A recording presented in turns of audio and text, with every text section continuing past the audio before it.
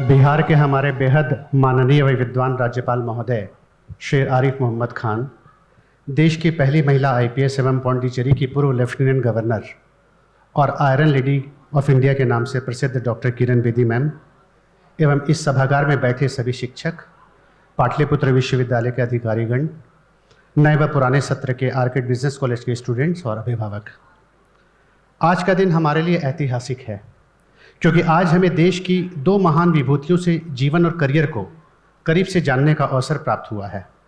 जहां एक ओर आप युवाओं की देश के निर्माण में क्या भूमिका है इस बात पर चर्चा करेंगे, वहीं दूसरी ओर अपनी युवा शक्ति को किस प्रकार अपने व्यक्तित्व को सबल व सकारात्मक बनाने पर लगाएं, इस मंत्र को भी जानेंगे। जहां एक ओर इस देश की नारी शक्ति में नई ऊर्जा का संचार करने हेतु देश की पहली महिला IPS doctor Kiran Bedi ma'am का आना हुआ है, जिन्होंने काम के प्रति अपनी प्रतिबद्धता के लिए तत्कालीन प्रधानमंत्री स्वर्गीय इंदिरा गांधी की कार को भी नो पार्किंग जोन से क्रेन के माध्यम से उठाने में 1 मिनट की भी देरी नहीं की और किरण बेदी के नाम से देश भर में प्रसिद्ध हो गई। वहीं कुरान शरीफ ही नहीं बल्कि संस्कृत से लेकर वेद पुराण और गीता से लेकर महाभारत तक का गहन ज्ञान रखने वाले हमारे बेहद सरल व मृदुभाषी राज्यपाल महोदय इस संस्थान के कार्यक्रम में आने की तत्काल स्वीकृति देकर यहाँ के छात्रों को सीखने का एक स्वर्णिम अवसर दे दिया है। एक बार पुनः राज्यपाल महोदय को और किरण बेदी मैम को उनके समय के लिए बहुत बहुत धन्यवाद। जय हिंद। अभी आपको परिचय में बताया गया है कि डॉक्टर किरण बेदी जी देश की पहली महिला आईपीएस अधिकारी, उनके सर्विस ज्वाइन करने के वक्त तक जो गिलास सीलिंग थी, एक पुरुष प्रधान सेवा थी, उन्होंने उस गिलास सीलिंग को तोड़ दिया है। ऐसी किरण जी जो हमारी पुडुचेरी की गवर्नर भी रही हैं, आर्किड बिजनेस कॉलेज के निदेशक श्री आशीष आदर्श जी, आर्किड बिजनेस कॉलेज के सभी छात्र साथियों और यहाँ उपस्थित देवी और सज्जनों,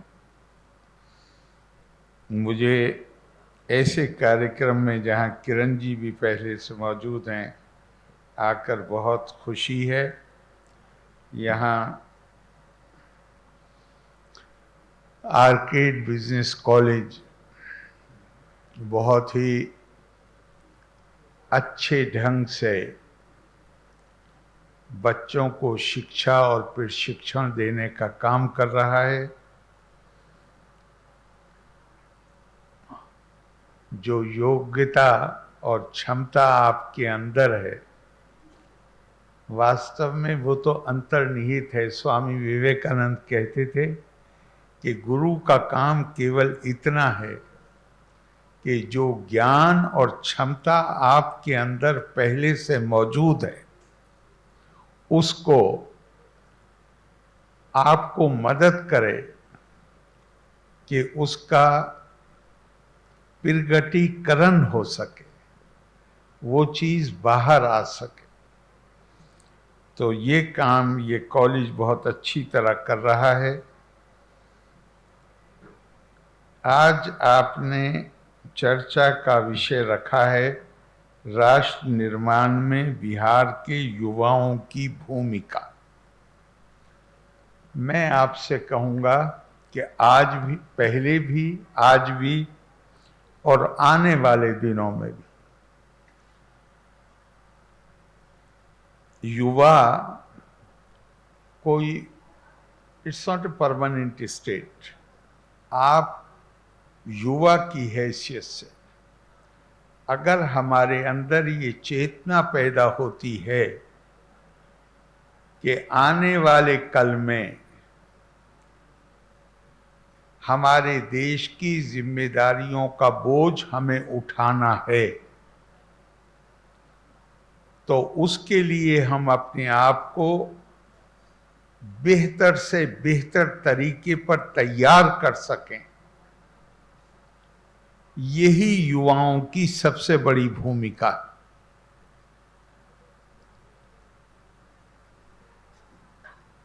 हमारी संस्कृति, हम खुशकिस्मत लोग हैं, हम इस देश में पैदा हुए हैं।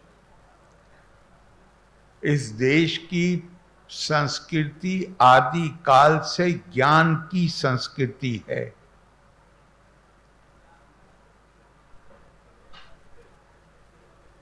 और आप ज्ञान अर्जन के काम में लगे हुए हैं। हमारे यहाँ कहा गया है, तपा स्वाध्याय निरतम, ever devoted to the pursuit of knowledge। कोई क्षण भी बेकार नहीं जाना चाहिए, कोई दिन बेकार नहीं जाना चाहिए। हर दिन ज्ञान की वृद्धि होनी चाहिए।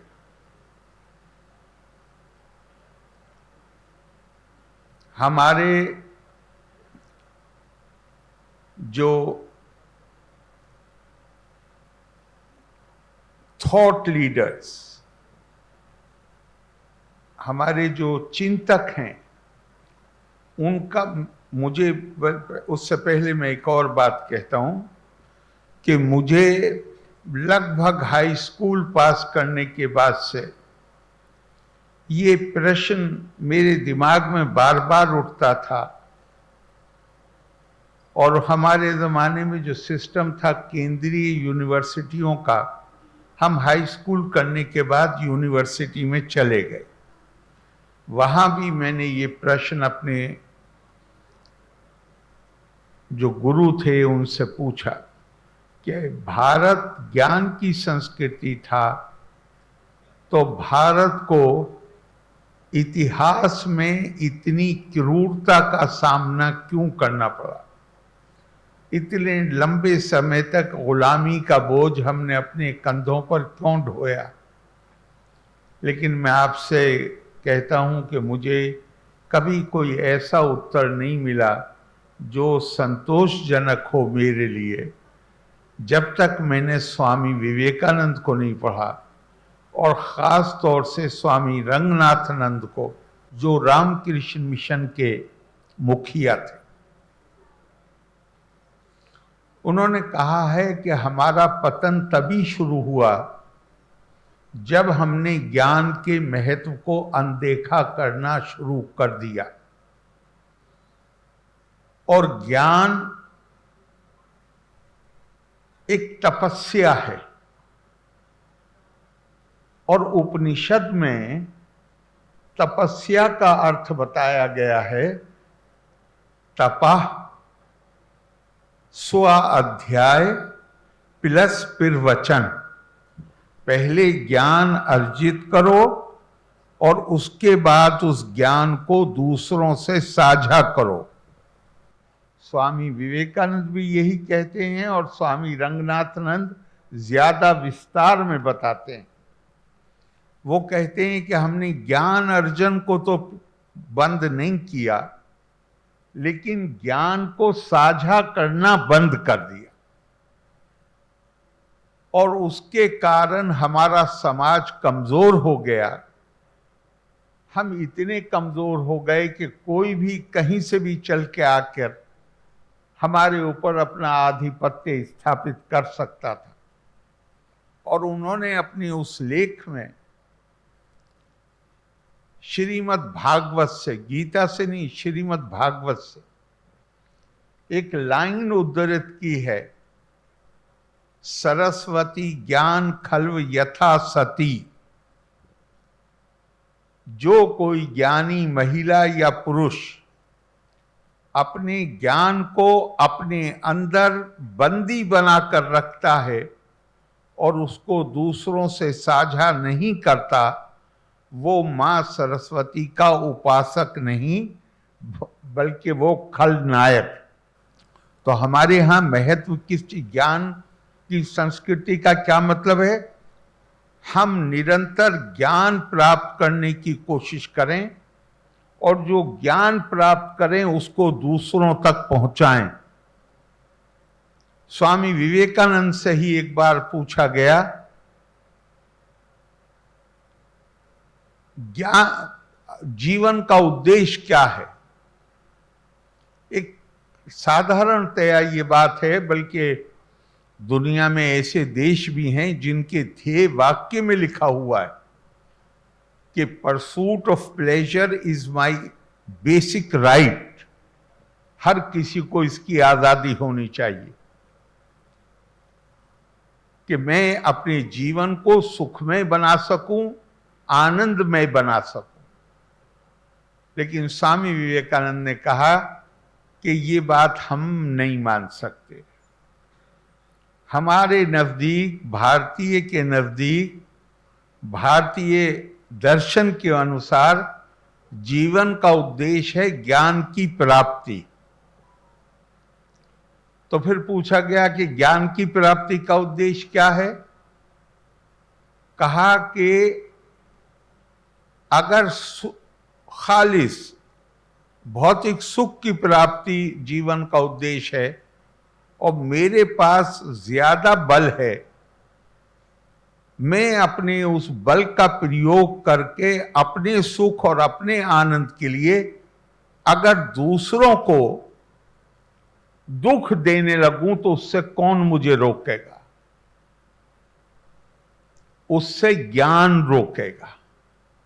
इसलिए जीवन का उद्देश्य ज्ञान की प्राप्ति है। ज्ञान का उद्देश्य अपने अंदर ये क्षमता पैदा करना कि जहां आप ये इस हॉल के अंदर हर व्यक्ति यूनिक है, अपने आप में किन्हीं दो व्यक्तियों की शक्ल भी पूरी तरह नहीं मिलती। तो ये जो अनेकता है, विविधता है, इसको हम स्वीकार करें, इसको हम सम्मान दें। ये विविधता उपजी है, ये नैसर्गिक है। और हमारे यहां कहा गया है, सो कामा यता बहु श्याम प्रजा ये थी। और जब परमात्म तत्व ने आदि काल में ये कामना की कि मैं अपनी प्रजा को पैदा करने के लिए बहुरूप हो जाऊं। आप पढ़े लिखे लोग, बहुत सारी संस्कृतियां हैं और मानव उत्पत्ति पर हर संस्कृति की अपनी एक सोच है। क्रिएटर है और क्रिएशन है। रचनाकार है, मानिए एक आदमी पेंटिंग करता है, एक पेंटर है और एक पेंटिंग है। मानिए एक आदमी बर्तन बनाता है, एक पॉटर है और एक पॉट्स हैं जो उसने बनाए। भारतीय कल्पना इससे विभिन्न। भारतीय कल्पना है, सो कामा यता बहु श्याम प्रजा ये थी। मैं बना नहीं रहा हूं, मैं अपनी प्रजा को पैदा करने के लिए बहुरूप हो रहा हूं। दोनों में मुझे विश्वास है कि आप दोनों में अंतर समझेंगे कि जहां जो रचना की गई है वो रचनाकार से अलग है, रचनाकार ने की। और जहां ये कहा जा रहा है कि रचनाकार कह रहा है कि उसके अंदर ये स्वयंभू है, ये शक्ति है कि मैं अपनी प्रजा को पैदा करने के लिए विभिन्न रूप धारण कर लूं। तो इससे क्या निकली बात? इससे बात ये निकली कि हम में से हर एक जो भी उसकी रचना है वो उसी का चलता फिरता एक बदला हुआ रूप है, वो उससे अलग नहीं है। यो मा पश्यति सर्वत्र सर्वम चामयी पश्यति तस्याहम न प्रणश्यामि साचा में न प्रणश्यति। गीता में भगवान कृष्ण कहते हैं कि जो कोई मुझे सब में देखता है, मुझको सबसे अलग करके नहीं देखता, मुझे सब में देखता है और सबको मुझ में देखता है, ना वो कभी मुझसे अलग होता है, ना मैं कभी उससे अलग होता हूं। तो इससे क्या हुआ, मतलब क्या निकला? मतलब निकला इससे कि देहो देवालया प्रोक्तो जीवो देवा सदा शिवा। हर मानव देह जो है उसमें जो आत्मा है, उसके अंदर परमात्मा जीव आत्मा के रूप में उसमें निवास करता है। इसलिए हर देह देवालय है, हर देह उसी रचनाकार का टेम्पल है, क्योंकि वो रचनाकार आत्मा के रूप में उस शरीर में, हर शरीर में रह रहा है। तो जिसको आप मानेंगे कि ये मंदिर है, जिसको आप मानेंगे कि ये परमात्मा का घर है, उसका आप अनादर नहीं कर सकते, उसको आप ठोकर नहीं मार सकते। आप उसका सम्मान करेंगे, आदर करेंगे। भारतीय संस्कृति की ये विशेषता है। 1948 तक दुनिया की विभिन्न संस्कृतियों का दृष्टिकोण ये था, हम गोरे रंग के हैं, हम बाकी रंग वालों से श्रेष्ठ हैं, हम ये भाषा बोलते हैं, हम दूसरी भाषा बोलने वालों से श्रेष्ठ हैं, हमारा पूजा पाठ इबादत का सर्विस का तरीका ये है, हम दूसरे तरीके वालों से श्रेष्ठ हैं, हम अकेले जन्नत में जाएंगे या हम अकेले मोक्ष के अधिकारी हैं, दूसरा कोई नहीं है, सब रास्ते से भटके हुए हैं। भारत ने कहा कि नहीं, हरि अनंत, हरि कथा अनंता। हरि को अनंत तो दुनिया की हर संस्कृति मानती है। भारतीय संस्कृति ने कहा उस तक पहुंचने के रास्ते भी अनंत। भारतीय संस्कृति ने कहा कि श्रेष्ठता इस बुनियाद पर नहीं हो सकती कि आपकी त्वचा का रंग क्या है, आप क्या भाषा बोलते हैं, आप किस तरीके से इबादत करते हैं, बल्कि उसका आधार कुछ और है। और हर इंसान समान रूप से, शंकराचार्य से किसी, आदि शंकर से किसी ने पूछा कौन मोक्ष का अधिकारी है, कहा पुरुष मात्र संबंधी भी। Anybody who has human element in her or him is entitled to liberation from human condition. तो ये संस्कृति 48 में पूरी दुनिया ने इसे स्वीकार किया।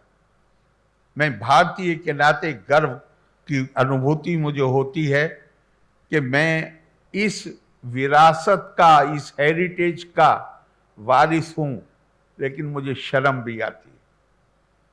शर्म यह आती है कि अगर मैंने वास्तविकता में इस संदेश को, स्वामी विवेकानंद सर मारते रहे, India has a message to give, India has a message to give to the world. अगर हमने इस संदेश को समझ लिया होता, असर कब होता है? पहले विचार होता है, ये विचार है, फिर उसके अनुसार आचार होता है,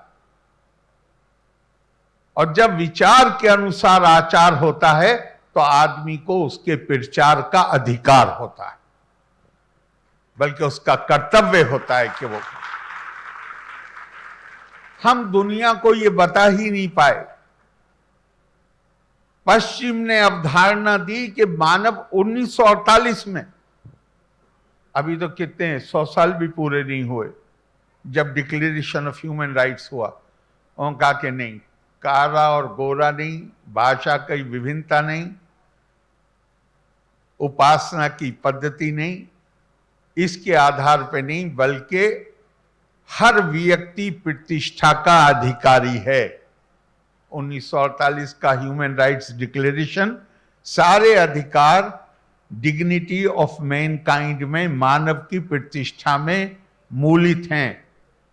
भारत ने 100 साल पहले नहीं, लगभग 5000 साल पहले जब हमारी सभ्यता की यात्रा शुरू हुई, तब हमने दुनिया को कल्पना दी मानव की दिव्यता की। दिव्यता प्रतिष्ठा से भी ज्यादा कॉम्प्रिहेंसिव कंसेप्ट है। अगर मैं दिव्य मान रहा हूं किसी को, तो प्रतिष्ठा तो मुझे उसकी माननी ही पड़ेगी। और ये जो भारत के अंदर जो ये क्षमता पैदा हुई है, जिसे अंग्रेजी में रेजिलियंस कहते हैं, एडेप्टेबिलिटी कहते हैं, वो शायद उसका यही कारण है कि हमें जन्म लेने से मृत्यु तक हमें अनेकताओं से डील करना पड़ता है, जटिलताओं से। हमारे यहाँ दुनिया का हर में पाया जाने वाले हर धर्म के अनुयायी भारत में हैं। हमारे यहाँ का मिसाल कहते हैं कि 5 कोस पे पानी बदले, और क्या है साहब, कुछ ऐसे ही है कि 10-20 किलोमीटर पे पानी का टेस्ट बदल जाता है, और उससे कुछ थोड़ा ज्यादा दूर पे बोली बदल जाती है। भाषा नहीं बदलती, बोली बदल जाती है। तो उसी ने हमें, अब हम 10 मील के अंदर तो रहते नहीं हैं, हम तो इन विभिन्नताओं से रोजाना हमारा सामना होता है, और उसी ने हमारे अंदर ये योग्यता पैदा की कि हम अनेकताओं से असहज नहीं होते हैं। भारत दुनिया का शायद अकेला देश है जिसने एक कला के तौर पे अपनी इस क्षमता को विकसित किया है। दुनिया में एकता के लिए एक रूपता की बात होती है, हमने कहा हम बहुरूपता से एकता पैदा करेंगे। ये भारत की विशेषता है। और शायद नहीं, मेरे मन में है कि यही कारण है कि, और जो अल्लामा इकबाल ने कहा था कि कुछ बात है कि हस्ती मिटती नहीं हमारी, सदियों रहा है दुश्मन दौरे ज़मां हमारा। तो विषम परिस्थितियों में भी आप इजिप्ट को देखिए, मिस्र को। आज का मिस्र पुरानी सभ्यता है, शायद हमसे भी पुरानी, लेकिन आज का मिस्र लगभग उतने ही भौगोलिक क्षेत्र में रहता है, लेकिन उसका अपनी पुरानी सभ्यता से कोई संबंध नहीं। यूनान को देखिए, आज के यूनान में, ग्रीस में और पुरानी सभ्यता में कोई रिश्ता नहीं। भारत में आज भी वही आदर्श और मूल्य जो 5000 साल पहले, 4000 साल पहले जो हमें मान्य थे, जो हमें स्वीकृत थे, जो हमें प्रेरणा देते हैं, आज भी उतने ही प्रासंगिक हैं जितना कुछ हजार साल पहले थे। ये जो भारतीय संस्कृति की अविरलता, जिसमें इतने हमले हुए, इतने लंबे समय तक विदेशियों ने राज किया, लेकिन भारत की संस्कृति पे उसका कोई असर नहीं पड़ा।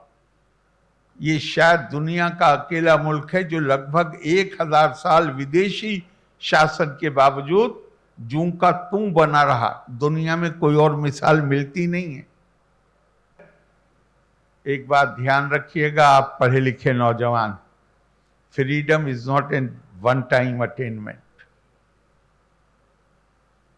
15 अगस्त 1947 को ये काम पूरा नहीं हुआ, ये काम की शुरुआत हुई। Eternal vigilance is the price of liberty, of freedom, of everything which is valuable.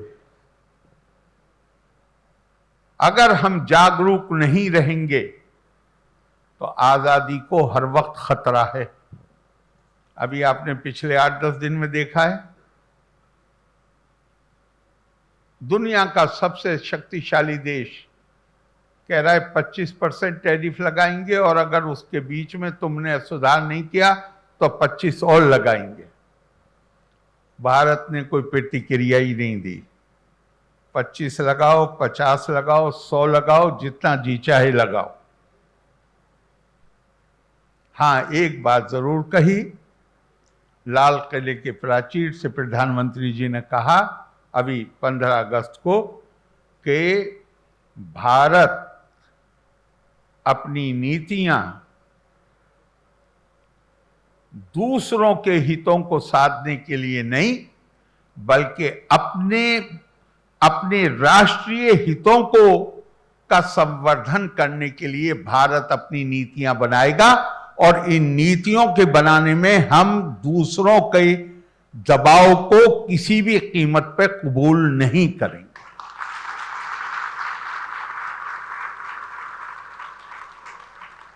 15 अगस्त 14 अगस्त को या 15 अगस्त को अंग्रेजों का शासन खत्म हो गया, लेकिन दुनिया से वो मानसिकता खत्म नहीं हुई जो दूसरों पर अपना प्रभाव बना के उनको अपने लिए उनका उपभोग करना चाहते। जोर क्या था हमारे ऊपर कि आप अपनी नीतियों को इस तरह से बनाइए कि हमारे हित साधे जा सके। हम दुनिया में अगर कहीं कोई कष्ट में होगा, अभी कोविड के बीच में भारत पूरी दुनिया ने भारत को विश्व की फार्मेसी कहना शुरू कर दिया। हमने सभी देशों की मदद करी, लेकिन कोई हम पे ये दबाव डाले कि हम अपने किसानों के हितों को अनदेखा करके, चूंकि अमेरिका दुनिया की बड़ी ताकत है इसलिए हम उसके किसानों के हित में अपनी पॉलिसियों को बदल लें, ये भारत ये काम कभी कर नहीं सकता।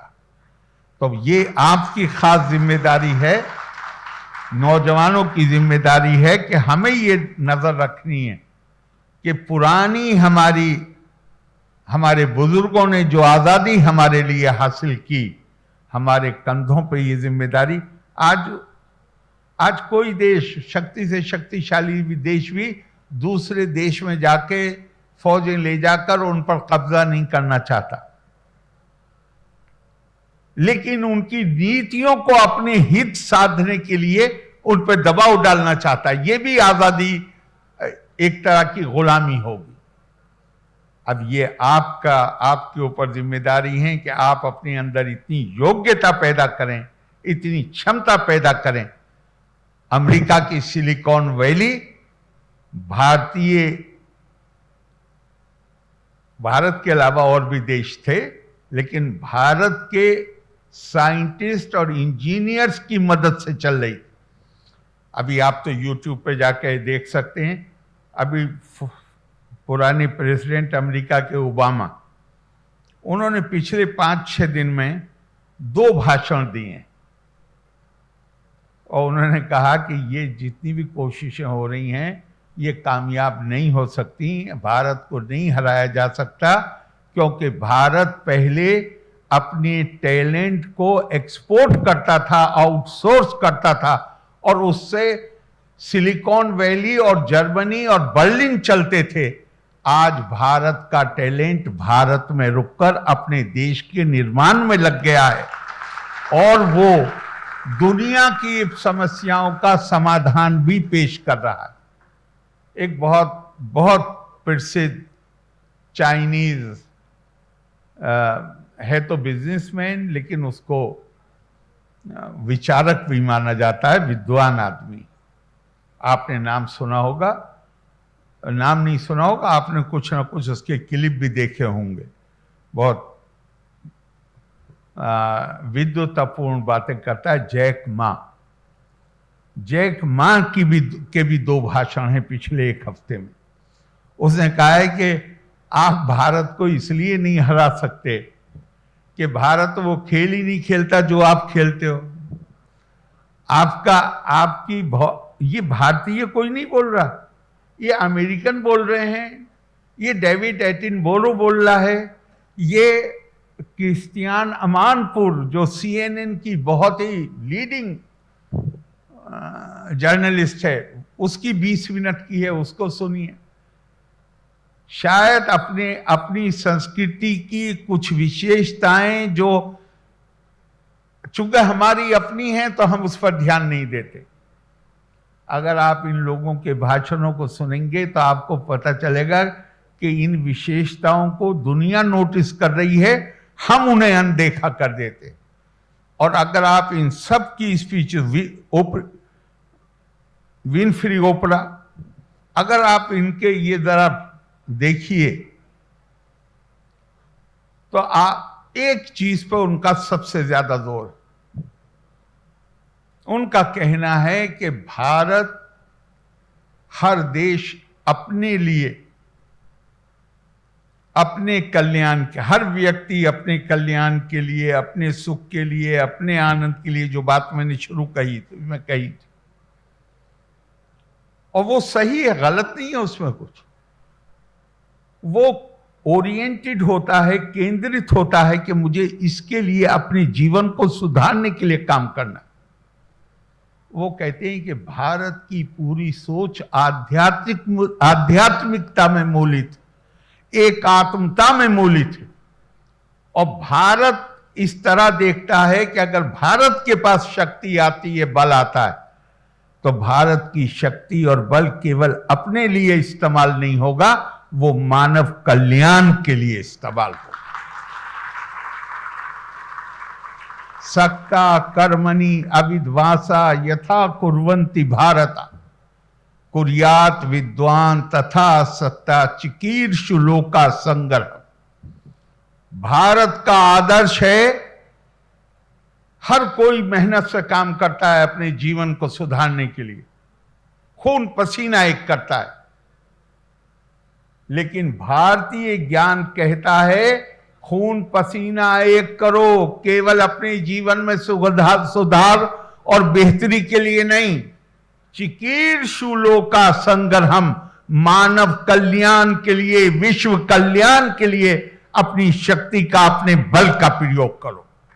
तो जैक मा कहता है कि जिस संस्कृति की जड़ें आध्यात्मिकता में हो, आप केवल भौतिकवाद हो, भारत वो गेम ही नहीं खेलता जो गेम आप खेलते हो। जब वो गेम ही नहीं खेलता जो आप खेलते हो, तो आप खुद सवाल करो अपने से कि आप उसे कैसे हरा सकते हो। अपने अंदर हमारे माननीय प्रधानमंत्री जी ने कई साल पहले जब पंच प्राण की बात की थी, तो उन्होंने पहले नंबर पर रखा था अपनी संस्कृति का बोध और उस पर गर्व का भाव। हमें इसकी जरूरत है, चूंकि ये हमारी संस्कृति है, इसलिए हम कभी कभी अपनी चीज होती है तो जरा उसकी तरफ से ध्यान कम हो जाता है।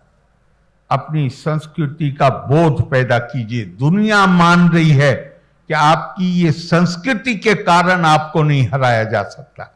दुनिया मान रही है कि आपकी आध्यात्मिकता के कारण आपको नहीं, सैन्य शक्ति में हराया जा सकता है, भौतिकवाद में हराया जा सकता है, लेकिन ये हमारा अनूठा बल है। अपने अंदर उसका बोध पैदा कीजिए, उस पर गर्व करिए, और फिर आप इस योग्य बन सकेंगे। मुझे विश्वास है कि जहां आप भारत की आजादी को भी सुरक्षित रख सकेंगे और अपनी संस्कृति के तकाजों के मुताबिक विश्व कल्याण, अपने कल्याण के लिए, अपने देश के फायदे के लिए और विश्व कल्याण के लिए कार्य कर सकेंगे। बहुत बहुत धन्यवाद। लोका समस्ता सुखिनो भवन्तु। जय हिंद।